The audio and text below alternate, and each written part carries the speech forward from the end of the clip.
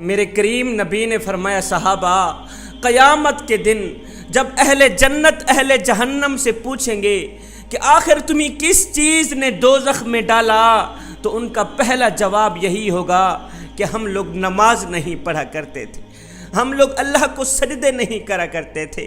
حضرت سیدنا عبداللہ بن مسعود رضی اللہ تعالی عنہ سے روایت ہے، آپ کہتے ہیں کہ ہم نے ایک دن حضور علیہ السلام سے پوچھا، آقا ہمیں بتایا جائے کہ اللہ تعالیٰ کو سب سے زیادہ کون سی چیز پسند ہے، اللہ تعالیٰ کو سب سے زیادہ کون سا عمل پسند ہے؟ میرے کریم نبی نے فرمایا صحابی اللہ تعالیٰ کو سب سے زیادہ جو عمل پسند ہے، محبوب ہے، وہ ہے مقررہ وقت پر نماز با جماعت ادا کرنا۔ جوانو، میں تمہیں ایک گنہگار شخص کی کہانی سناتا ہوں، ایک گنہگار شخص کا سبق آموز واقعہ سناتا ہوں، دل کے کانوں سے سنیے گا۔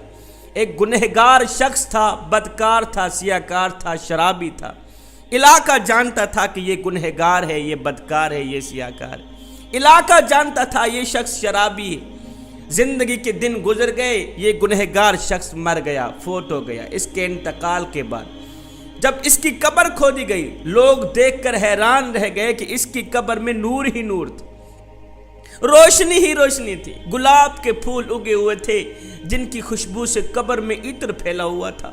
ایسا لگتا تھا جیسا کہ جنت کی کھڑکی کھول دی گئی ہو، جنت سے ٹھنڈی ٹھنڈی ہوائیں چل رہی ہوں، خوشبو آ رہی ہو۔ لوگ دیکھ کر حیران رہ گئے کہ یہ تو گنہگار تھا، یہ تو بدکار تھا، یہ تو شرابی تھا، پھر قبر میں روشنی کہاں سے آ گئی، قبر میں خوشبو کہاں سے آ گئی، ٹھنڈی ٹھنڈی ہوا کہاں سے آ گئی۔ خیر، اس گنہگار شخص کی تدفین کی گئی۔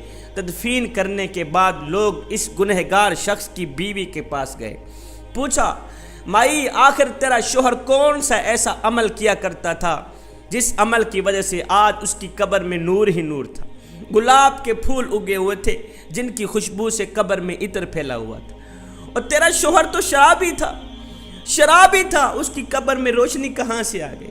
بیوی نے کہا بھائی میرا شوہر واقع گنہگار تھا، بدکار تھا، وہ شرابی تھا، پر اس کے ایک عمل ایسا تھا جو اس کی بخشش کا ذریعہ بن گئے۔ میں یقین سے کہتی ہوں وہی عمل میرے شوہر کی بخشش کا ذریعہ بن گیا ہوگا۔ لوگوں نے پوچھا وہ کون سا ایسا خاص عمل تھا؟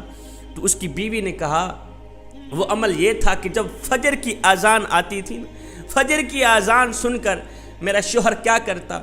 میرا ایک بچہ تھا جس کی عمر 4 سے 5 سال کی تھی۔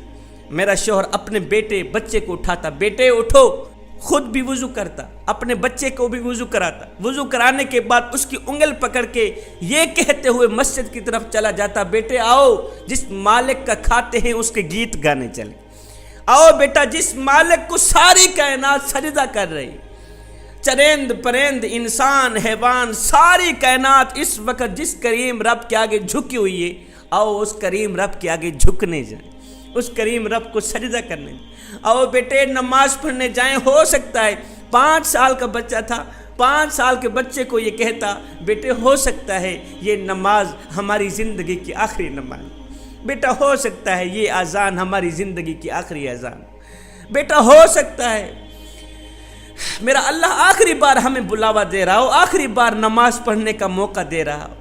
جب نماز پڑھنے کے بعد گھر میں آتا، میرا شوہر ان پڑھ تھا، پڑھا لکھا نہیں تھا، گھر میں آتا قرآن مجید اٹھاتا، پہلے اس کی زیارت کرتا، پھر قرآن مجید کی سطروں کے اوپر ایسے انگل پھیرتا آتا، اس کو بسم اللہ تک پڑھنی نہیں آتی تھی، ایسے ہی انگل پھیرتا آتا، ساتھ میں کہتا کہ میں بدبخت ہوں، پڑھ تو نہیں سکا، چلو میرے پاس علم نہیں ہے، قرآن کی زیارت کرنے کے لیے اللہ نے مجھے آنکھیں تو دیں، قرآن کی زیارت تو کر سکتا ہوں، اللہ تعالیٰ اگر مجھے بخشنے پہ آئے تو یہی عمل میری بخشش کے لیے کافی۔ بھائیو میں یقین سے کہتی ہوں بس یہی عمل میرے اللہ کو پسند آیا ہوگا اور میرے اللہ نے میرے شوہر کی بخشش کر دی ہوگی۔ جوانو، جو شخص گنہگار ہو، بدکار ہو، سیاکار ہو، خطاکار ہو، شرابی ہو، لوگ بھی جانتے ہوں کہ واقعی یہ شخص شرابی، جو شخص ایک نماز پڑھے اس کو اتنا مقام ملتا ہے کہ دنیا میں ہی اس کو بخش دیا جاتا ہے۔ مجھے بتاؤ جو شخص نماز پنجگانہ با جماعت ادا کرے اس کو کتنا مقام ملتا ہو۔ میرے حضور علیہ الصلوۃ والسلام نے فرمایا نمازی کو 3 چیزیں ضرور ملتی ہیں، ایک قدموں سے آسمان تک فرشتے اسے گھیر لیتے ہیں، قدموں سے آسمان تک فرشتے اسے گھیر لیتے ہیں، دوسرا آسمان سے لے کر اس کے سر کی چوٹی تک رحمتیں برستی رہتی ہیں، تیسرا جب بندہ سجدے میں ہوتا ہے تو ایک آواز دینے والا فرشتہ آواز دیتا ہے، بندے اگر تو یہ جان لے کہ اس وقت تیرے سامنے کون کھڑا ہے اور تو کس سے مخاطب ہے، خدا کی قسم قیامت تک سجدے سے اپنا سر اٹھائے ہی نہ۔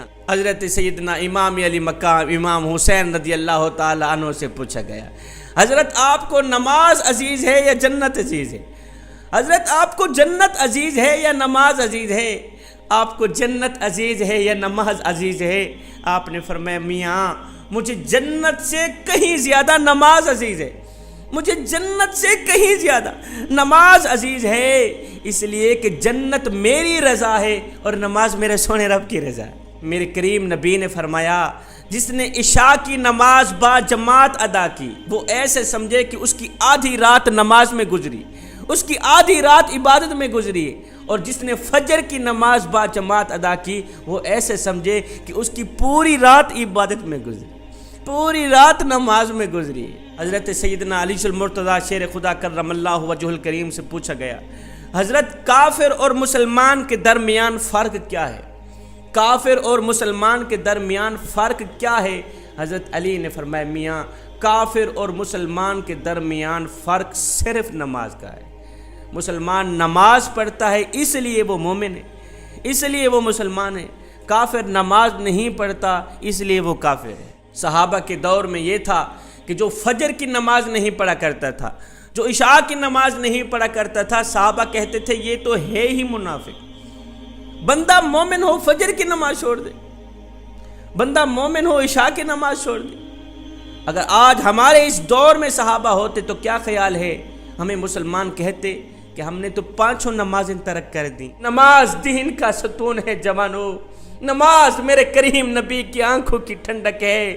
جس شخص کے اندر نماز ہے اس کے اندر سب کچھ ہے، جس کے اندر نماز نہیں ہے اس کے اندر کچھ بھی نہیں ہے۔